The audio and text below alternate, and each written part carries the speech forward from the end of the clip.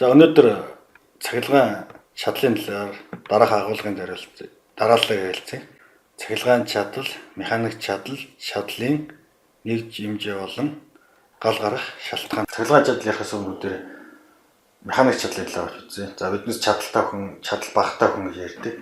Тэгвэл энд нэг аяг байсан. Энэ аягыг нэгдүгээр савнаас хоёрдугаар сав руу ингээд шилжүүлээ. Нэгдүгээрт ингээд хурдан шилжүүлээ. Ингээд хоёрдугаарт нь ингээд удаан шилжүүлээ. Нэгдүгээр савнаас хоёрдугаар сав руу шилжүүлэх энергийн ижил. Энерги буюу ажил нь ижил. Ингээд хурдан шилжүүлэхлээр чадал ихтэй, удаан шилжүүлвэл чадал багт. Өөрөөр хэлбэл энэ хоёр чадлаараа ялгаатай гэсэн. Өмнөх ойлголтуудаа түр сэргээж үзье.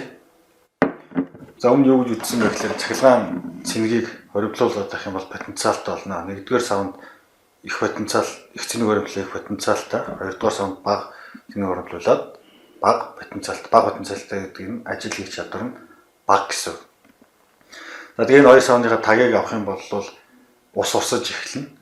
Их потенциалтай нэгдүгээр савнаас бага потенциалтай хоёрдугаар сав руу гүйдэлгэн. Цахилгаан чадлын хэмжээ нь гүйдэл хүчил хоёрын өржүүр. 3 чийдэн залгаад үзье. За энд нэг хэсэгт нь харж байгаа бол маш нарийнхан утсаар энэ хоёрыг холбогдсон байна. За нэг гэрэл нь 100 ваттын чадалтай. Тэгээ асаагаад үзье. За нэг гэрэл асж байгаа гэдэг нь 100 ваттын чадалтай. Хоёр гэрэл асах юм бол нийлээд 200. Чадлыг бодохдоо шууд нэмээд бодчихно. 3 гэрэл асах юм бол энэ 3 нийлээд 300 ваттын чадалтай гэсэн. Энэ 300 ватт бол харьцангуй бага чадвал. Тэгвэл энэ дээр үүдээр ус уцалгагч залгаад их ачаалж байна. За ингэж сайн харагдуулах үднээс энд нь хаалт хийчихээн.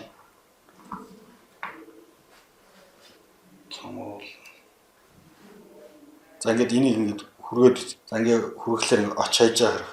Муу унтраалга, муу залгуур, муу утас байх юм бол ингэж оч хайна. За энэ оч хайснаас болж гал гарах хэрэгсэл болдог. За ингэж энийг ингэ бүр хүргэж. Хит ачааснаас болоод манай утас маань яаж байгаа вэ? Шатаад тасарч байгаа. Энэ бол гал гарах нэг нөхцөл болж байгаа. За бүх цахилгаан төхөөрөмжийн дээр өөрсдөө ингэж юм W-сгөр тоо байгаа. Энэ бол чадлын хэмжээг нь зааж байгаа. Утасгчийн хувьд хамгийн ихтэй 25 ампер 3000 ватт. Ус уцалгачийн хувьд энэ дээр харах юм бол 2200 ваттт. Гэрэлний хувьд авах юм бол 20 ваттт. Агаар чигшгэлэгчийн хувьд 5 ваттт чадалтай. За чадлын нэгж нь бол ватттай.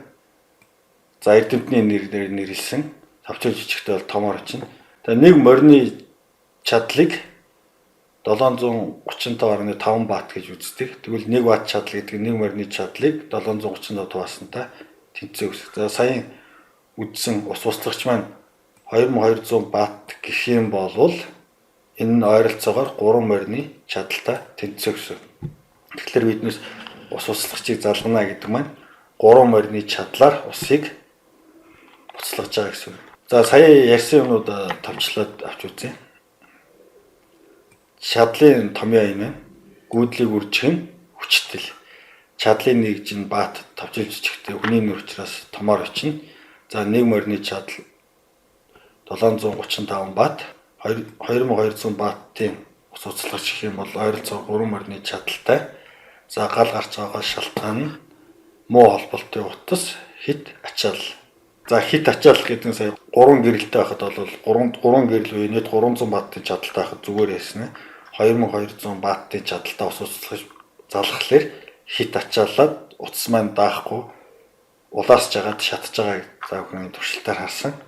Тэгэхээр ямар нэг юм хийхдээ чадлыг анхаарч байх хэрэгтэй. Уцалгагч болон ус уцалгачийн чадлыг олно. Тэгээд уцалгачийн чадлаа олоод P1 дээр бичээд ус уцалгачийн чадлаа олоод P2 дээр бичнэ. За тэгээд нэг уцалгачд хэдэн ус буцалгаж залгаж болохыг дараах томьёогоор олоорой.